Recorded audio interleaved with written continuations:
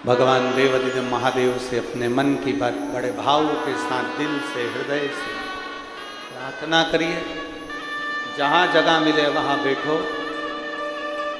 और बड़े भाव से भगवान शिव से अपने मन की बात करो, बड़े भाव से।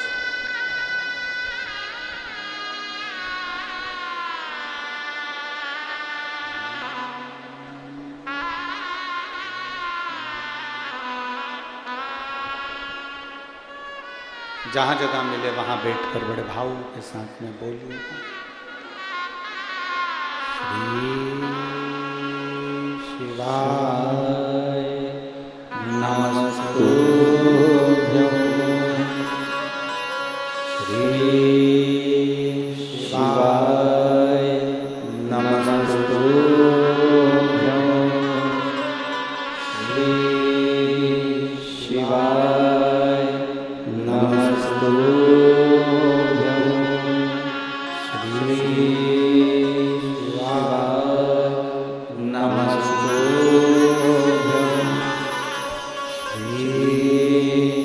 शिवाय नमस्तुभ्यं। भोला सब दुख काटो हमारा, ओ भोला सब दुख काटो हमारा। शिव शंकर जपो तेरी माला, भोले बाबा जपो तेरी माला। भोला सब दुख काटो हमारा, ओ भोला सब दुख काटो हमारा। वेश है मंगल मंगलकारी, वेश है मंगल मंगलकारी। शमशान वासी हमारा, शमशान वासी हमारा। ओ भोला सब दुख काटो हमारा, ओ भोला सब दुख काटो हमारा। भगवान शिव की कथा कर रही है, भगवान शंकर का संवाद कर रहा है, शिव महापुराण की कथा कह रही है। 3 लोगों से बचने का प्रयास करना, लालची, आलसी और दोगले। जो आलस में डूबा रहता है ना, वो खुद भी काम नहीं करता और दूसरे को भी नहीं करने देता। जो आलस में डूबा रहता है वो स्वयं भी भजन नहीं करता और दूसरे को भी नहीं करने देता। जो लालच में डूबा होगा वो कहीं ना कहीं से अपने लिए कुछ ना कुछ धन जोड़ने की बात ही करे।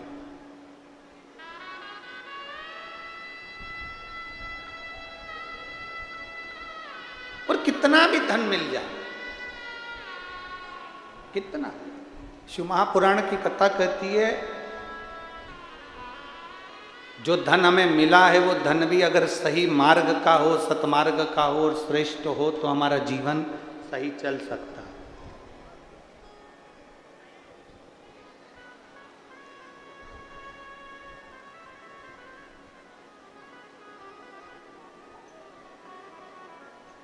तीन तरह का धन बचाना भी कठिन है महाराज। शिव महापुराण ये भी कहती है 3 जगह का धन बड़ी मुश्किल से बचता है। अगर इनका धन अपने पास में है तो उसके लिए भजन का बल बढ़ाना जरूरी है, भगवान का भजन करना जरूरी है।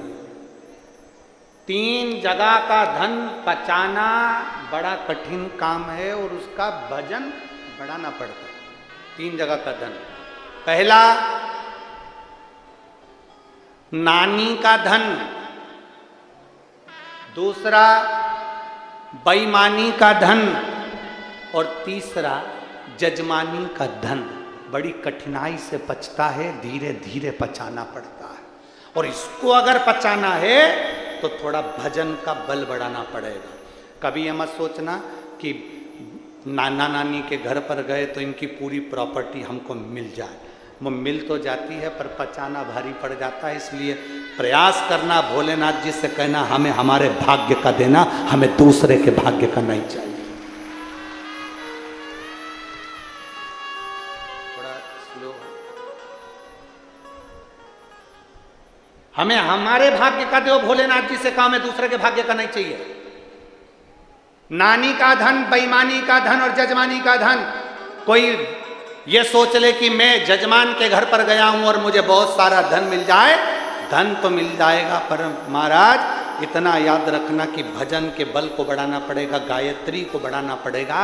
जब हम गायत्री के जाप ज़्यादा करेंगे, गायत्री का स्मरण करेंगे, जब हमारे भजन का बल बढ़ाएंगे, हमारे भगवान की भक्ति का बल बढ़ाएंगे, तब जजमान के घर का धन भी पच सकता है। जब हमारे भजन का बल बढ़ता है तब हम नानी के घर का धन भी पचा सकते हैं। 3 जगह का धन पचाना भारी पड़ जाता है, नानी के घर का, बेईमानी का और जजमानी। बेईमानी का धन भी पचाना बड़ा कठिन है। कहीं से आएगा, कहीं निकल जाएगा, रोग में लग गया, बीमारी में लग गया, एक्सीडेंट हो गया, ये हो गया, वो हो गया, दुख ही दुख जिंदगी में आते रहे और तकलीफें भोगते रहे। बड़ा कठिन है हमारा, बड़ा। थोड़ा सा आप लोगों को बुरा जरूर लग सकता है कि गुरुजी आप बोल रहे हैं नानी के घर का धन तो नाती पंथी के लिए होता है, मना नहीं है। पर अगर तुम लेकर आए हो, जिद कर कर, झगड़ कर, लड़कर तुम लेकर आ तो गए, परंतु इतना याद रखना कि उस धन का सदुपयोग करने के लिए थोड़ा सा धर्म भी करना, गौ माता की सेवा करना। नानी के यहाँ का धन आया है तो थोड़ा गौ माता की सेवा में लगाओ। नानी के घर का धन आया है तो कहीं ऐसा कार्य करना, कोई गरीब की लड़की हो, उसकी शादी नहीं हो रही हो, पैसा नहीं हो, तो उस गरीब के कन्यादान में भी लगाओ, गरीब के विवाह आदि। कोई बच्चा पढ़ना चाहता है, विद्या लेना चाहता है, एजुकेशन करना चाहता है, उसके पास में विद्या का धन नहीं है, पढ़ने के लिए धन नहीं है, तुम नानी के यहाँ से लाए हो, बेईमानी का धन आया है या कोई धन ज़्यादा आ गया, उसमें से थोड़ा सा निकाल कर बच्चे की एजुकेशन में लगा दो।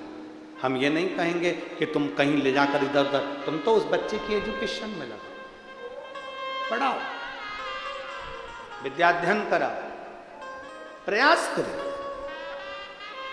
पचाना कठिन है, इसलिए अपने भजन के बल को बढ़ाइए। एक ब्राह्मण, एक साधु, एक सन्यासी, एक तपस्वी, एक साधक, एक उपासक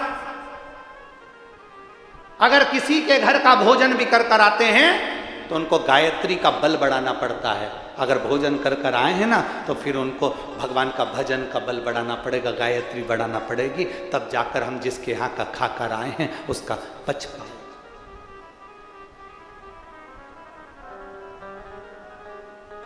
आप सबको मालूम है 7 दिन की कथा में से 4 दिन हम किसी से नहीं मिलते, और यहाँ जजमान बैठे हैं जिनके घर पर हम ठहरे।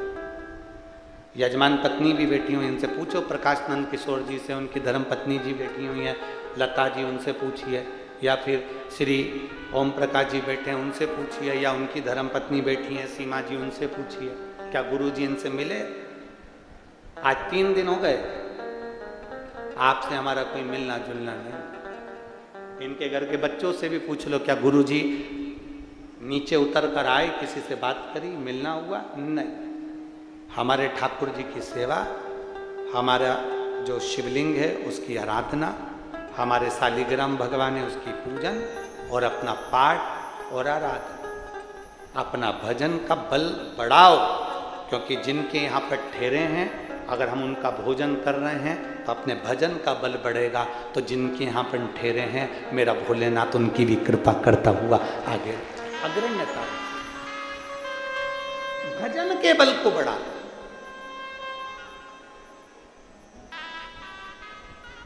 किसी भंडारे में से भोजन कर कर जाओ तो भजन के बल को बढ़ाओ।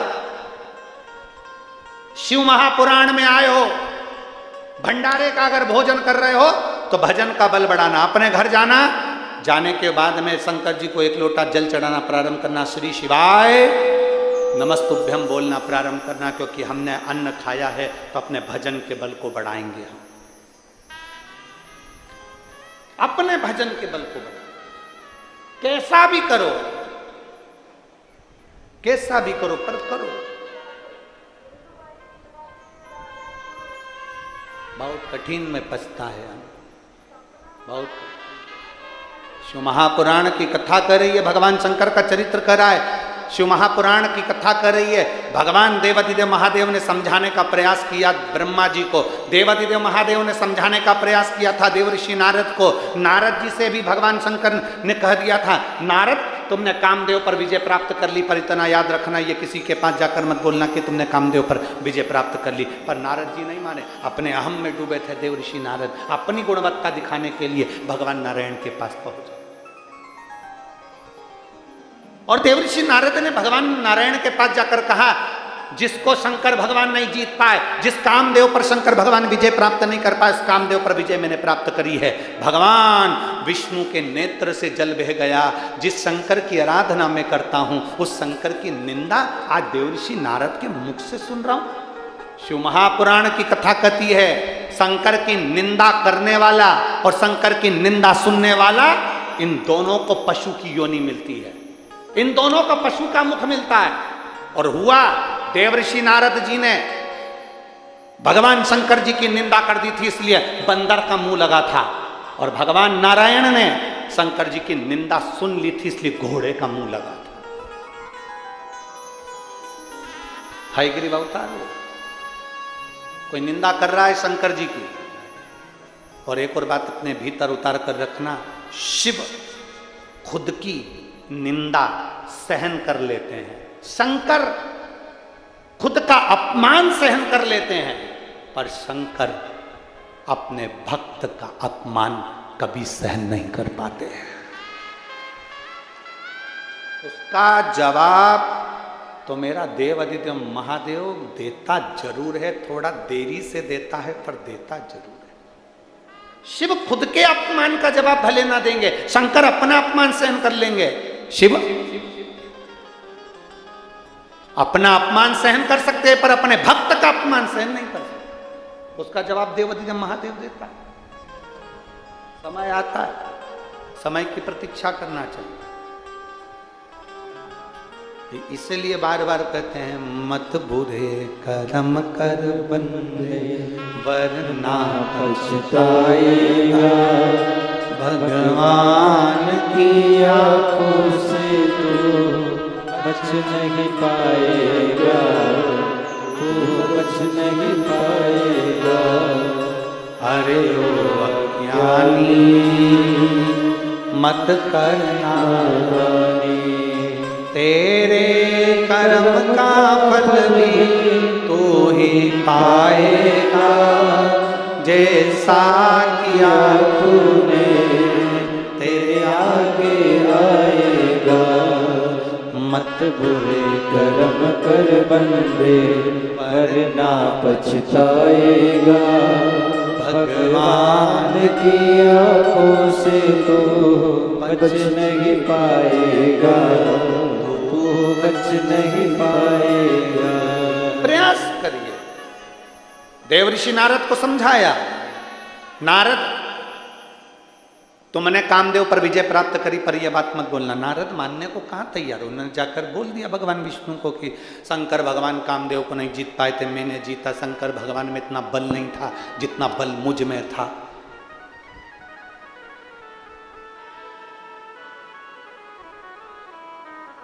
तुम कितने बड़े भी ज्ञानी बन जाओ, तुम कितने बड़े भी धनपति बन जाओ, तुम कितने बड़े भी करोड़पति अरबपति बन जाओ, पर शिव महापुराण की कथा कहती है, कभी भी अपने धन का नशा मत बताना, कभी अपने ज्ञान का अभिमान प्रदर्शित मत करना। तुम कितने बड़े भी ज्ञानी बन जाओ, ज्ञानी जो पुरुष होता है वो देखता है मौन रहकर, मेरे शंकर जैसा चुप रहकर धारण करते जाता है, धारण करते जाता है। अगर तुम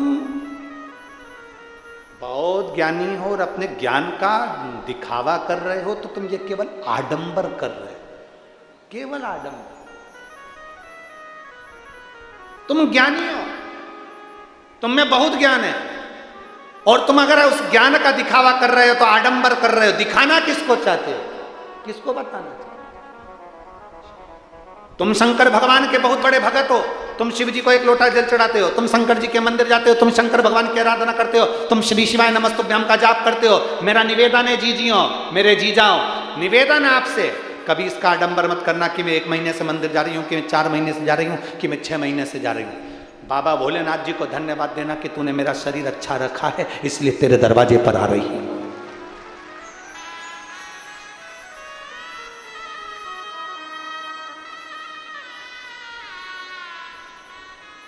भगवान देवाधिदेव महादेव को धन्यवाद दो कि तूने मेरा शरीर अच्छा रखा है, जो तू तेरे दरवाजे पर बुला रहा है। अगर ये शरीर बेकार हो जाता, लकवे जैसी बीमारी हो जाती, पैरालिसिस लग जाता, कोई किडनी, कोई लीवर, कोई कैंसर जैसा रोग, कोई मालूम पड़े ट्यूमर जैसा हो जाता, तो लोग पलंग पर पड़े रहते, कौन तेरे मंदिर पर आता? भोलेनाथ जी से कहते रहना, बाबा इतनी कृपा बना कर रखना कि मरते दम तक भी तेरे मंदिर पे बुलाते रहना। पलंग पर मत पटकना, जमीन पर मत पटकना, हॉस्पिटल में मत पटकना, तेरे दरवाजे पर बुलाते रहना। इस शरीर को चलाते रहना और तेरी चौखट पर बुलाते रहना। बाबा इस शरीर को दूसरे के अधीन मत करना। बाबा ऐसी कृपा करना कि मैं अपने कपड़ों को खुद पहन सकूं, मेरे कपड़े कोई दूसरे ना पहनाए, ऐसी अधीनता मत देना। हॉस्पिटल में ले जाकर मत पटक देना, कहीं किसी दशा में मत पटक देना। बाबा ऐसी कृपा करना कि मैं अपना काम खुद कर सकूं, अपने शरीर का प्रयोग में खुद कर, चलकर तेरे दरवाजे पर आऊं और फिर निवेदन करूंगा परतवाड़ा की जीजियों से, निवेदन करूंगा फेसबुक यूट्यूब पर कथा सुनने वालों से, निवेदन करूंगा आस्था चैनल पर कथा सुनने वालों से कि भगवान से प्रार्थना करना कि तुम्हारे नजदीक में कथा हो। और अगर भगवान ने तुम्हें 4 व्हीलर गाड़ी दी है, ट्रैक्टर दिया, ट्रॉली दी, गाड़ी दी, पिकअप दी, मोटरसाइकिल दी, भगवान ने तुम्हें साइकिल दी, भगवान ने तुम्हें गाड़ी दी है, तो भगवान से प्रार्थना करना कि मेरे नजदीक में जब कथा हो तो मैं भी 4 लोगों को अपनी गाड़ी में बिठाकर कथा सुनाने के लिए लेकर जाऊं। ऐसी कृपा, ऐसी दया करना कि मेरी गाड़ी सत्संग के काम आए, ऐसी दया तू करना, ऐसी कृपा। बेकार शरीर किसी और अन्य काम में आए, झूठ बोलने में, कपट बोल करने में, छल बेईमानी में काम में आए तो क्या मतलब, क्या मतलब?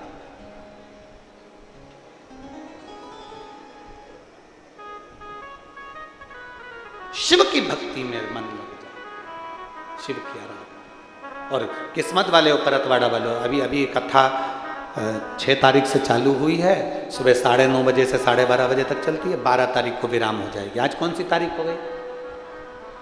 कितने दिन की कथा और बची है? 4। 12 तारीख को विराम हो जाएगी।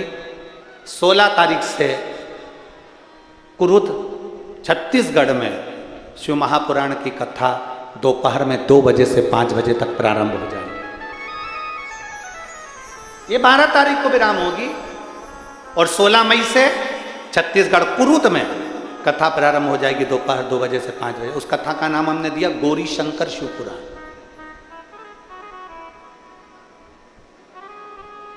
वहां प्रारंभ,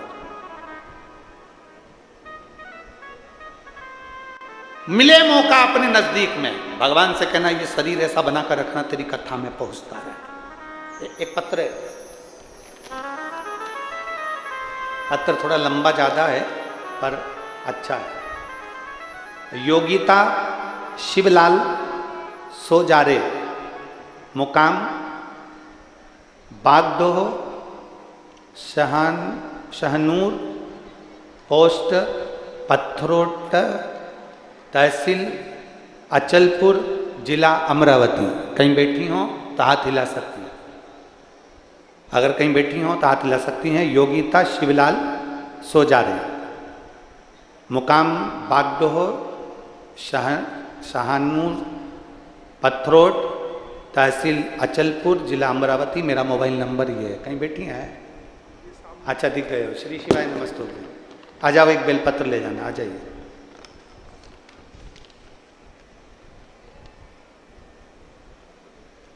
गुरुजी, मैं बाबा का क्या गुणगान करूं।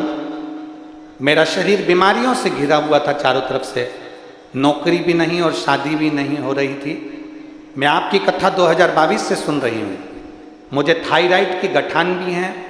मेरा शरीर अचानक से चमड़ी सफ़ेद होना प्रारंभ हो गई और बड़ी तकलीफ में आ गई। शरीर में तकलीफ रहती, गठान अलग हो गई और चमड़ी भी सफ़ेद होने लगी। आपकी कथा मैंने मोबाइल पर सुनी और उसमें सुना कि भगवान के मंदिर में सफाई करने से शरीर का रोग ठीक होता है। मेरे नज़दीक में शिव जी का मंदिर है जहाँ हनुमान जी भी हैं। मैं मंदिर में जाती झाड़ू पोछा करना प्रारंभ कर दिया।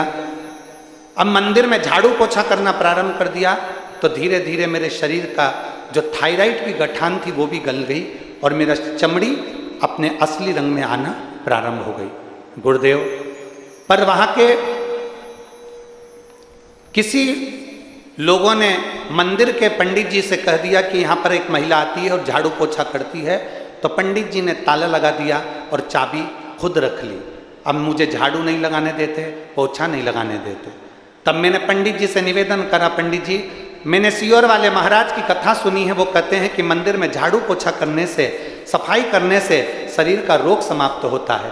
पंडित जी, मेरा थायराइड की गठान गल गई है और मेरे शरीर की जो सफ़ेद चमड़ी थी वो भी अपने असली रंग में आना चालू हो गई है। मुझे मंदिर में झाड़ू पोछा करने दो। तब पंडित जी नहीं माने। फिर मैंने निवेदन करा, बार बार विनती करी। तब गांव के लोगों ने भी उनसे निवेदन करा। तब पंडित जी ने चाबी देना प्रारंभ करी और मैंने झाड़ू पोछा करना प्रारंभ करा। आज मैं बाबा को धन्यवाद देने के लिए आई हूँ, क्योंकि बाबा की कृपा से मेरी थायराइड की गठानें गल गईं और मेरी जो चमड़ी सफ़ेद हो रही थी अब धीरे धीरे वो अपने असली रंग में आना प्रारंभ हो गई। मैं बाबा को धन्यवाद देने के लिए यहाँ पर पहुँची हूँ। बाबा को मैं धन्यवाद देती हूँ। गुरुदेव, बाबा ने मुझे ठीक करा। मैं बाबा को साधुवाद देती हूँ। आ जाओ बेटा।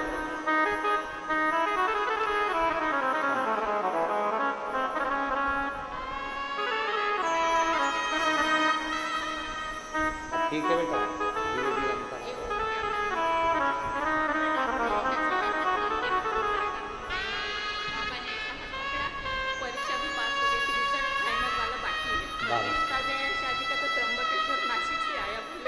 बता रही है जॉब के लिए कर रही थी, वो भी बाबा ने सुन लिया, और शादी नहीं हो रही थी वो भी बाबा ने सुन ली, और शरीर में जो रोग था वो भी धीरे धीरे समाप्त हो रहा है। यही शिव तत्व है। शंभु।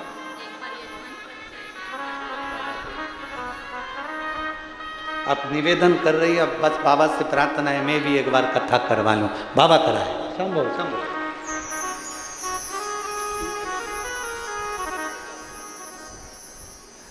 और रिश्ता तेरा मेरा सबसे प्यारा, रिश्ता तेरा मेरा सबसे प्यारा।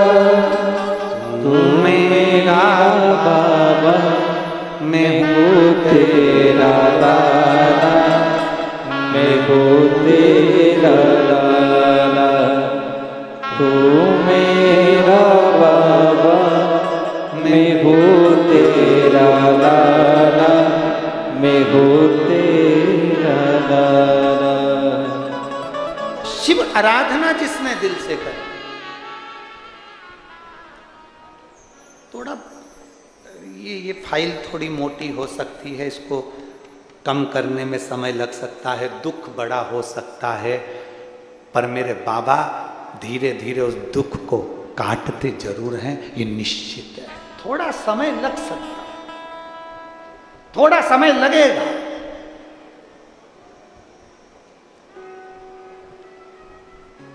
शिव भक्ति सरल नहीं है, शंकर को जानना सरल नहीं है। देवऋषि नारद तक भगवान शिव को नहीं जान पाए थे, जाकर निंदा कर दी भगवान विष्णु के सामने, और देवऋषि नारद को बंदर का मुंह लगाना पड़ा।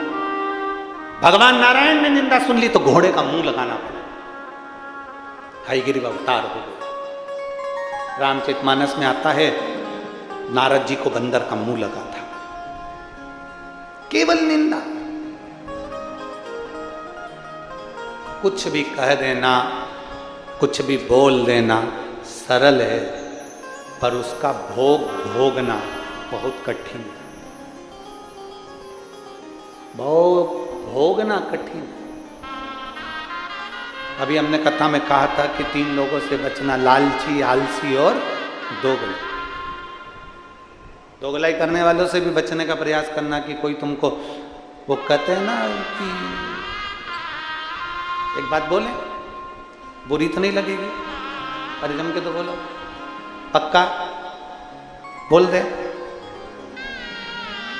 सब जगह पर लिखा रहता है कुत्तों से सावधान, पर हम तो कहेंगे इंसान से भी सावधान।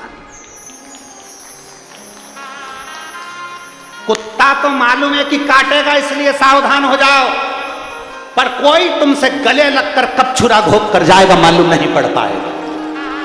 सावधान।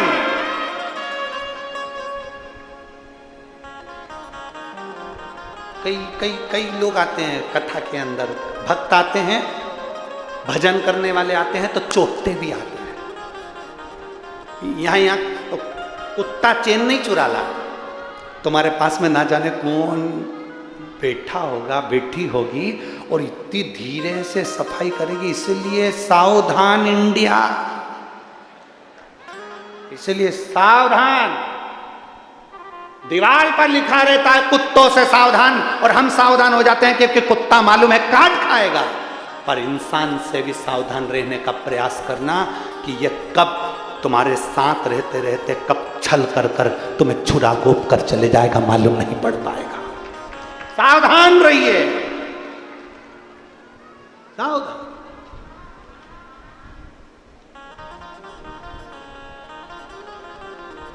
बहुत सावधान।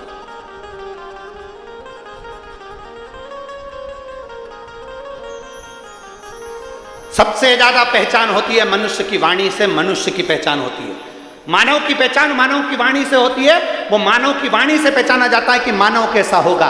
अगर एक पहचान व्यक्ति की करना है तो उसकी वाणी से पहचान करी जा सकती है। अगर बहुत ऊंचे पद पर बैठने वाला बहुत सरलता के विषय में, नम्रता के विषय में बात करे, समझ लेना वो सहज सरल होगा। मालूम पड़े कठोरता के विषय में बात करे, समझ लेना ये भीतर से भी ठीक नहीं है, कभी भी छुरा घोंप कर जा सकता है। वाणी की मिठासता से उसको समझने का प्रयास करें। वाणी की देवऋषि नारद भजन करते करते भगवान विष्णु के पास पहुंच गए, निंदा कर दी। निंदा करते से ही उनको बंदर का मुख लग गया, भगवान नारायण को घोड़े का मुख लग गया, क्योंकि निंदा सुनी थी। अगर कहीं शंकर भगवान की निंदा हो रही हो, बन सके तो जवाब देना, नहीं बन सके तो उठकर चल देना, हमें नहीं सुनना। बन सके तो जवाब दो, नहीं बन सके तो उठकर चल दो, हम नहीं बोल सकते, हमें नहीं सुनना। तू कर निंदा, तेरे को भगवान ने निंदा करने के लिए पैदा करा। माता के गर्भ से तू हुआ इसलिए क्योंकि भगवान ने तुझे गिफ्ट में पैदा करा है कि तू जगत की निंदा करे। कर निंदा, शिव की कोई निंदा करे वहां से उठकर चल दो, हमें नहीं सुनना, हमें नहीं सुनना।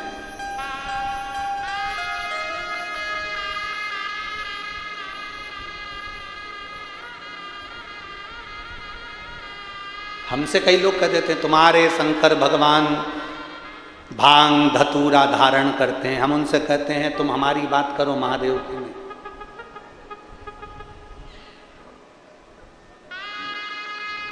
फिर कोई प्रश्न करता है शंकर भगवान ऐसी प्रेरणा दे रहे हैं, भांग पीते हैं तो दुनिया के नए नए नवयुवक लड़के लड़कियां भांग पी रहे हैं, ये प्रेरणा देना चाहिए। हमने कहा शंकर भगवान ने तो विष भी पिया था, लिया पी ले।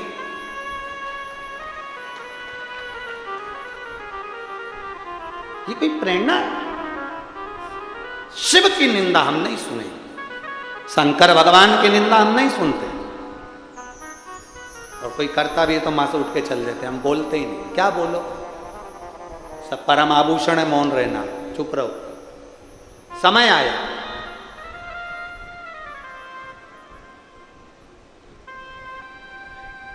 भगवान शिव और सती का जब विवाह हुआ तो सती माता को लेकर बाबा कुंभज ऋषि के आश्रम में गए। देखिए,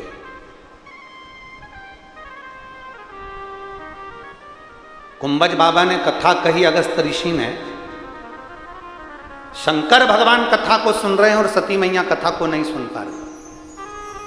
बैठे दोनों हैं, कथा सुनने के लिए बैठे दोनों हैं। कुंभज ऋषि के दरवाजे पर, अगस्त बाबा के दरवाजे पर मेरे देवाधिदेव महादेव भी बैठे हैं, तो सती माता भी बैठी है। कथा सुनने के लिए दोनों बैठे हैं, पर शंकर भगवान कथा को सुन पा रहे हैं और सती मैया कथा नहीं सुन पा रही।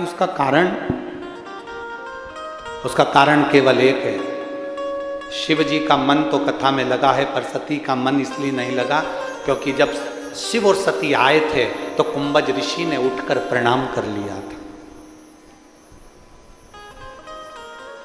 कुंभज ऋषि ने उठ के प्रणाम कर लिया था। सती मैया ने मन में विचार करा, कथा करने वाला, कथा वाचने वाला जब हमको प्रणाम कर रहा है तो कथा क्या सुनाएगा। कथा वाचने वाला कथा सुनने वाले को प्रणाम करता है, इसलिए करता है क्योंकि तुम इतना अपना घर परिवार छोड़कर कथा सुनने के लिए आए हो तो तुम्हें प्रणाम करेगा। और कथा वाचने वाला कथा सुनने वाले को इसलिए प्रणाम करता है क्योंकि कथा वाचने वाला तो चौकी पर बैठता है, कथा सुनने वाला जमीन पर बैठता है। जो जमीन पर बैठता है वो जमींदार होता है, जो चौकी पर बैठता है वो चौकीदार होता है। आप जितने लोग जमीन पर बैठे हो सब जमींदार हो। वाचने वाला को प्रणाम करो, आपको नमन है। हम भी यहाँ आते हैं, व्यासपीठ को नमन करते हैं, व्यासपीठ को प्रणाम करते हैं, और व्यासपीठ को प्रणाम करने के बाद आप लोगों को नमन करते हैं कि आप इतनी दूर से धूप में चलकर ना जाने कितना कितना दूर से कथा को श्रवण करने के लिए यहाँ पहुँचे हो। भगवान देवाधिदेव महादेव की कृपा आप सब पर हुई है और आप सब शंकर का एक अंश अवतार हो, इसलिए बाबा की कथा में पहुँचे हो, क्योंकि बाबा ही बाबा के भक्त को बुला सकता है। सती मैया का मन नहीं लगा, सती मैया का मन विचलित हो गया।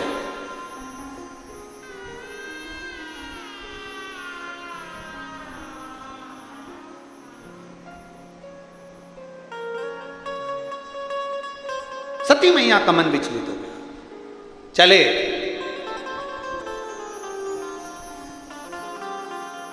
कथा का नियम है, कथा में बैठकर हाथ जोड़कर जो मांगेंगे वो मिलता है।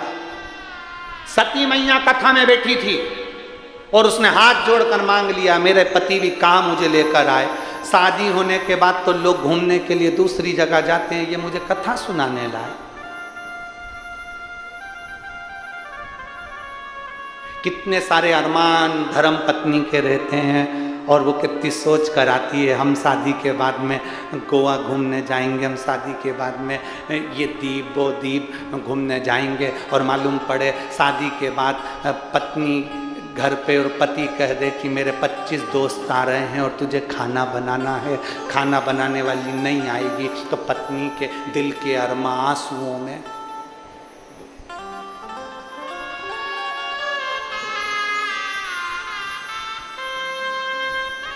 क्या मतलब आने। सती मैया के मन में बात आ गई। सती मैया ने सोचा मेरे को तो जाना था पति के साथ में भ्रमण करने के लिए, और भोलेनाथ जी लेकर आ गए कथा सुनने के लिए। अब मन लगे। एक नियम है, शादी के बाद में दूल्हा दुल्हन को सत्यनारायण जी की कथा सुनवाई जाती है। बोलो सही है कि गलत है? अरे आपके यहाँ होता है कि नहीं होता हमको नहीं मालूम, पर हमारे इधर तो होता है। इधर होता है क्या? दूल्हा दुल्हन आते हैं ना तो उनको दोनों को बिठाते हैं और पंडित जी आते हैं, सत्यनारायण की कथा सुनाते हैं। ये नियम कहाँ से चालू हुआ? ये शंकर जी से चालू हुआ। शंकर भगवान के विवाह जब सती माता से हुआ था तो सती माता को लेकर कुंभज ऋषि के यहाँ कथा सुनने गए थे। उस दिन से नियम बनाया गया कि दूल्हा दुल्हन को शंकर भगवान की पवित्र आनंदमय कथा का रसतत्व ग्रहण कराया जाए, इसलिए सत्यनारायण की कथा सुनाई जाती है। और उसमें देखा जाता है दोनों में मन किसका लग रहा है।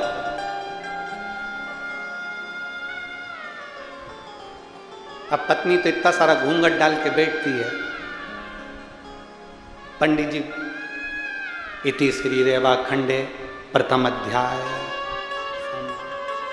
इतने में पत्नी कोई कोई भी क्रिया नहीं करी, तो इतने में पति ने उसको, क्योंकि हाथ में फूल लेके बैठी थी, अब इनको क्या मालूम था, वो तो लगी घूंघट के अंदर।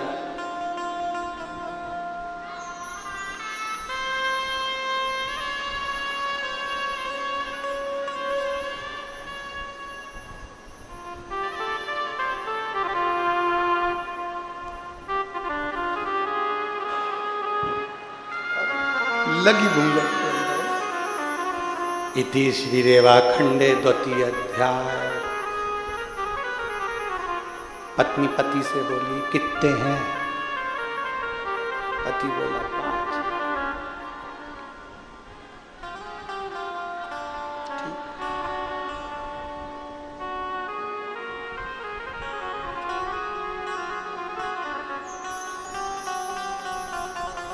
पति को भी समझ में आ गया, शंकर भगवान की सती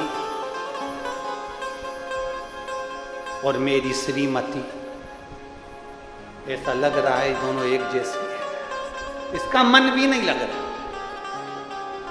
चित्त नहीं लग रहा। पर एक बात कहूंगा, इस पवित्र व्यासपीठ से जब से शिव महापुराण की कथा लोगों ने सुनना चालू करी है, भक्तों ने, तब से मेरी नवयुवक जितनी बहुएं हैं, जितनी बेटियां हैं, जितनी माताएं हैं, इनमें शंकर जी की भक्ति का बल बढ़ा है। मेरी जितनी बहुएं हैं, जितनी बेटियां हैं, जितनी युवान बेटियां हैं, इनमें भक्ति का बल बढ़ा है। पति अगर कहीं जाने का बोलता है तो सबसे पहले घर की बहुएं कह देती है सीहोर चलें, उज्जैन चलें, काशी चलें, भीमाशंकर चलें, त्र्यंबकेश्वर चलें। ये भक्ति का बल है। अब बहुएं ये नहीं कहती कि हमको कहीं जाना, तो कहती हैं अपने काम करते हैं, अयोध्या चलते हैं, राम जी का दर्शन भी कर आएंगे, अवध की सरयू का स्नान भी करेंगे। ये भक्ति का बल बढ़ा, इसको भक्ति का बल बढ़ा था ना। सती मैया मन नहीं लगा, सती मैया ने मन में सोच लिया इससे तो अपने प्राण त्याग देती तो अच्छा था, अपने शरीर को जलकर भस्म कर देती तो अच्छा था। कुंभज ऋषि ने विचार कर लिया, जो कथा में बैठकर मांगा है वही होता है। शंकर भगवान ने राम जी का दर्शन मांगा था तो उनको राम का दर्शन हुआ, और सती मैया ने अग्नि में अपने शरीर को त्यागने की बात करी थी, इसलिए उनका शरीर अग्नि में जलकर भस्म हुआ। जो मांगा था वो हुआ, जो मांगा। दक्ष प्रजापति के यहाँ यज्ञ चल रहा है, बड़े बड़े बहुत सबको बुलाया गया है, पर शिव को आमंत्रित नहीं करा गया था, क्योंकि शंकर भगवान सभा में दक्ष प्रजापति का सम्मान नहीं कर पाए थे।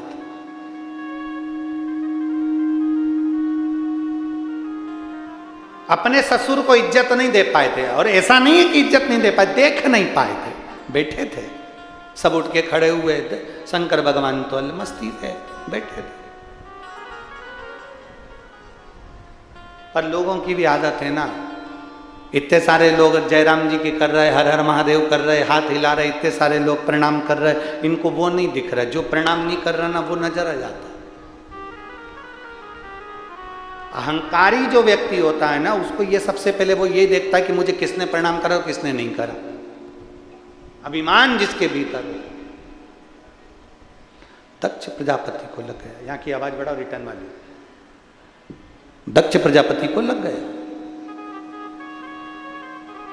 और दक्ष प्रजापति ने जैसे ही देखा कि शिव ने मुझे प्रणाम नहीं करा, श्राप दे दिया, मैं शंकर तुम्हें श्राप देता हूं, तुम शमशान में निवास करोगे। शमशान। मेरे भोले बाबा बड़े प्रसन्न हो गए। मेरे ससुर ने मुझे प्लाट भी दिलाया, तो ऐसी जगह दिलाया जहां कोई कब्जा नहीं करेगा।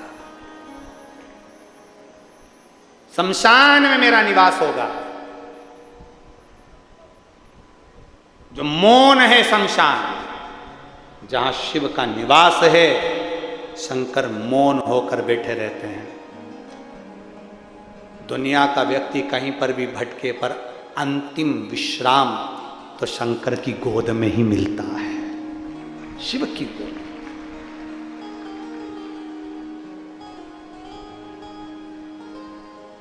अंतिम विश्राम शंकर की गोद ही है, शिव की।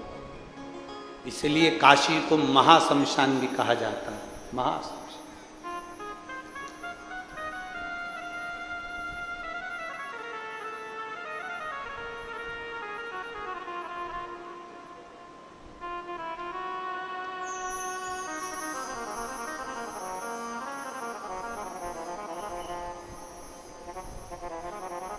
हर पल, हर घड़ी, हर क्षण मनुष्य को अपने अंतिम पल का स्मरण करते रहना चाहिए, अंतिम पल का।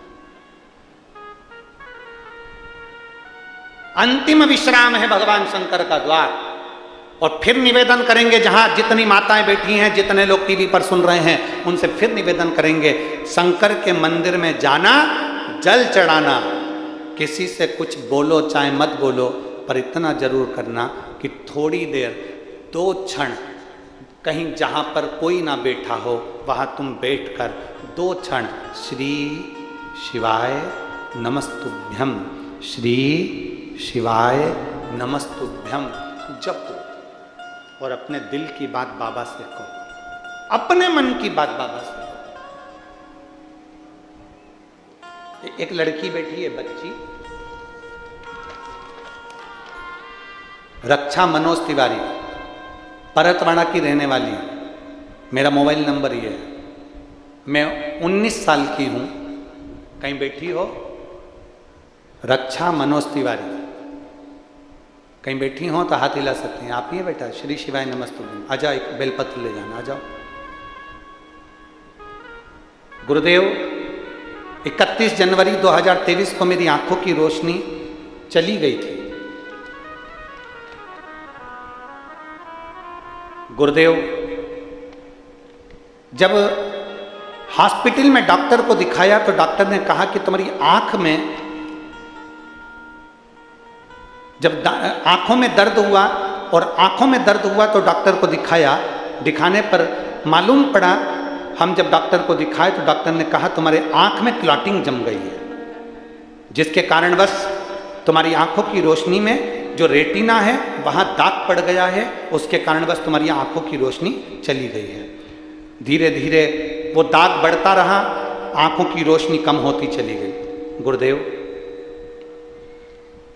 डॉक्टर ने हमको 2 महीने का समय दिया कि 2 महीने में ये आंख इतनी तो ठीक नहीं होगी, हल्का हल्का जैसा दिखेगा वैसा ही तुम्हारी आंखों से दिखता रहेगा, क्योंकि अब ये आंखें पूरी समय ऐसी ही रहेगी।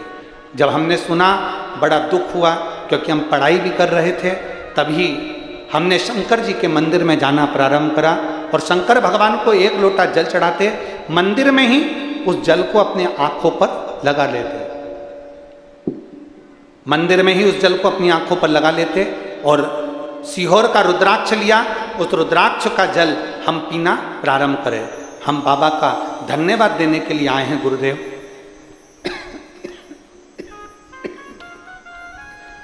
हम बाबा को धन्यवाद देने के लिए आए हैं कि बाबा की कृपा से, डॉक्टर तो 2 महीने का बोले थे, पर 15 दिन में मेरे देवाधिदेव महादेव ने मेरी आंख की रोशनी वापस लौटाई है।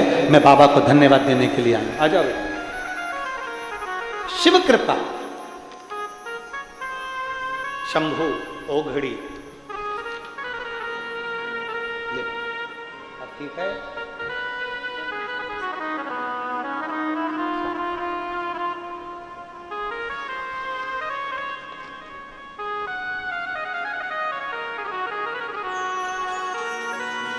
एक नीचे की लाइन अच्छी लिखी है, खाली ना जाता कोई दर से तुम्हारे, खाली ना जाता कोई दर से तुम्हारे, मैं भी खड़ी हूँ नदी बाहे पसारे, अपने हृदय से लगा लो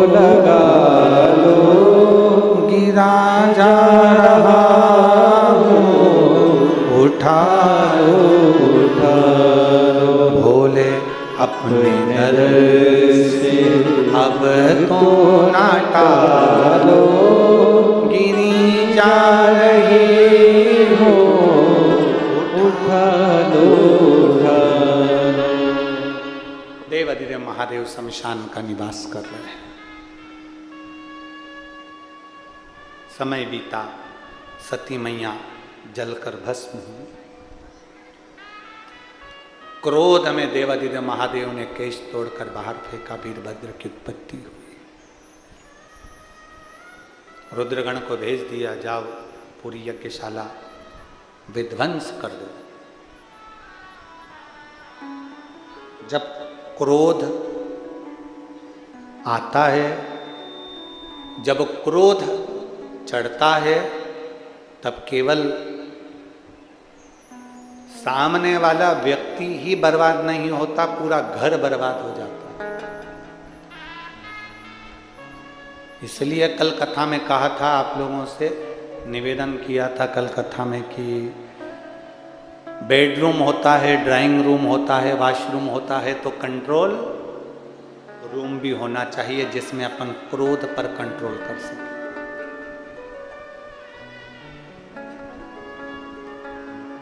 अपने गलत विचारों पर कंट्रोल कर सकें, अपनी गलत सोच पर कंट्रोल कर सकें, अपनी गलत वाणी पर अपन कंट्रोल कर सकें। एक रूम हो। वीरभद्र गए, पूरी यज्ञशाला को विध्वंस कर दिया।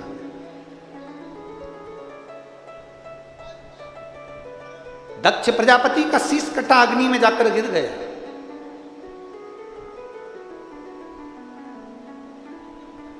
सारे देवताओं ने भगवान शंकर की स्तुति करी, तो शिव है जिनका एक नाम है भोला, आशुतोष, सरल, सहज। अगर कोई क्रोध भी करता है तो मेरा देव अधिदेव महादेव उसको क्षमा कर देता। सबने स्तुति करी, भोलेनाथ बाबा, शंभु त्रिकालदर्शी, कैलाशी, विनाशी, हे शंकर करुणा करिए बाबा, हे भोलेनाथ। दक्ष प्रजापति जो यजमान है उसका सिर कट गया है, अग्नि में गिर गया है, आप कुछ करिए। शंकर भगवान आए और उन्होंने बकरे का मुंह लगाया। बकरे का मुंह लगाने का कारण केवल इतना सा था क्योंकि दक्ष प्रजापति कह रहे थे, मेरा यज्ञ, मैं राजा, मैं दक्ष प्रजापति, जो बार बार मैं मेरा मेरा मेरा मेरा करता है, मरने के बाद वही बकरे का जन्म ले लेता है और आखिरी में एक दिन कट के मर ही जाता है। बहुत बचना चाहिए मैं संबोधन से और मेरे संबोधन से बचने का प्रयास। एक महाराज जी प्रवचन दे रहे थे, प्रवचन में महाराज जी ने कहा, मेरे मुख से 7 दिन तक गंगा बहेगी, तुम सब रोज आओ, डुबकी लगाओ। एक गांव का व्यक्ति अपने घर चले गया, पत्नी को आवाज लगाई, सुनती है। पत्नी बोली, क्या है? पिताजी की अस्थियां रखी थी, कहाँ है? पत्नी बोली, तुम गंगा जी जा रहे हो? पति बोला, तुझसे जितना पूछा जाए उतना बता, पिताजी की अस्थियां कहाँ है? पत्नी बोली, वो लाल लाल थैली में टंगी है। पति ने लाल थैली में से अस्थि निकाली और उसको पत्थर पे दोची, पीसी और पीस के पूड़िया बांध ली। पत्नी बोली, कहाँ जा रहे हो? पति बोला, तू भी चल मेरे साथ, और कथा में जाके बैठ गया। पंडित जी ने फिर कहा, मेरे मुख से 7 दिन तक गंगा बहेगी, तुम सब डुबकी लगाओ। इतने में खड़ा हो गया, रुको महाराज, प्रसाद खाओ। और महाराज जी को जो पुड़िया दी, महाराज जी ने पुड़िया खोली। खोलने के बाद जो मुंह में डाली, डालते सी वो तो हड्डी का चूरा था। जैसे मुंह में गया तो चर्र बोले। अब वो हड्डी का चूरा जैसे ही चर्र बोले तो महाराज जी ने पूछा, क्या खवा दो? क्या खवाया? इतने में वो गांव का व्यक्ति बोला, पिताजी की अस्थियां रखी थी, पत्नी रोज कहती थी गंगा जी में खवाओ, गंगा जी में खवाओ, गंगा जी में खवाओ। हमने सोचा गंगा बहुत दूर है, तुम ही बोले मेरे मुंह से रोज गंगा बह रही है, तो हमने यहीं खवा दी, इसी स्थान पर।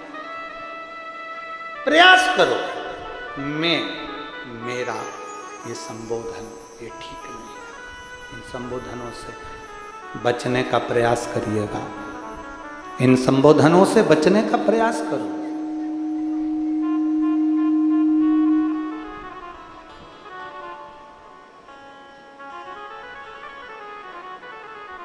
दक्ष प्रजापति का सिर कट गया, बकरे का मुख लग गया। अब बकरा स्तुति करे तो कैसे करे? तो ये जो बम बम भोले बोलते हो ना, ये सबसे पहले दक्ष प्रजापति ने बोला था, बकरे का मुंह लगने के बाद। अब बकरा हिंदी तो बोल नहीं सकता, परतवाड़ा के बकरे हो तो अंग्रेजी बोल सकते हो।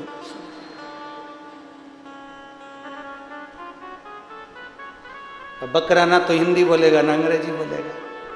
बकरा बोलता है तो बब बब बोलता है। बकरे को सुनना, वो बोलेगा बब बब। अब जैसे ही दक्ष प्रजापति का सिर लगा बकरे का, दक्ष प्रजापति ने शिव जी की स्तुति करी, चिल्लाकर बोला बब बब बब। शंकर जी को बड़ा अच्छा लगा, मेरे ससुर जी कितनी जोरदार स्तुति कर रहे हैं। शंकर भगवान ने आकर दर्शन दिया और वर दे दिया, जो मेरे मंदिर में आकर बम बम भोले भोलेगा, शंकर जी कहते मैं समझ जाऊंगा कि मेरा ससुर आया है। और कोई अगर स्त्री भी बम बम बोले बोलती है तो शंकर जी समझ जाते सास भी आई। बम बम बोलो बोलो जम के जरा एक बार हो जाए। बम बम बोल बम का नारा है सारी समस्या का हल।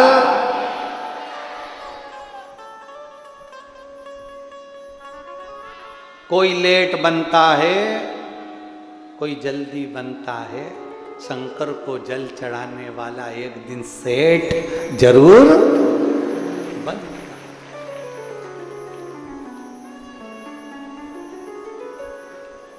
शिव तत्व की प्राप्ति शंकर ओघड़दान। सती मैया जो जलकर भस्म हुई थी वो हिमालय राज के यहाँ माता पार्वती जी के सुंदर आनंद के रूप में जन्म ले। मैनावती के गर्भ से जन्म हुआ।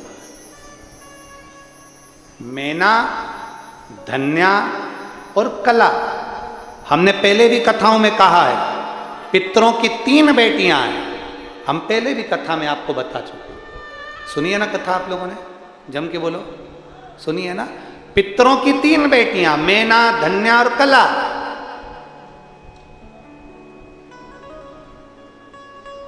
मैना के यहां पर पार्वती मैया, धन्या सुनैना बनी जिनके यहां माता सीता, कला कीर्ति बनी जिनके घर में राधा जी का जन्म।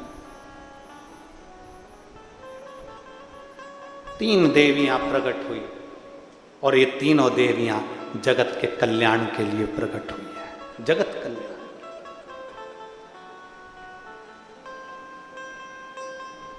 संपूर्ण विश्व के कल्याण के लिए 3 देवियों का प्रागट्य।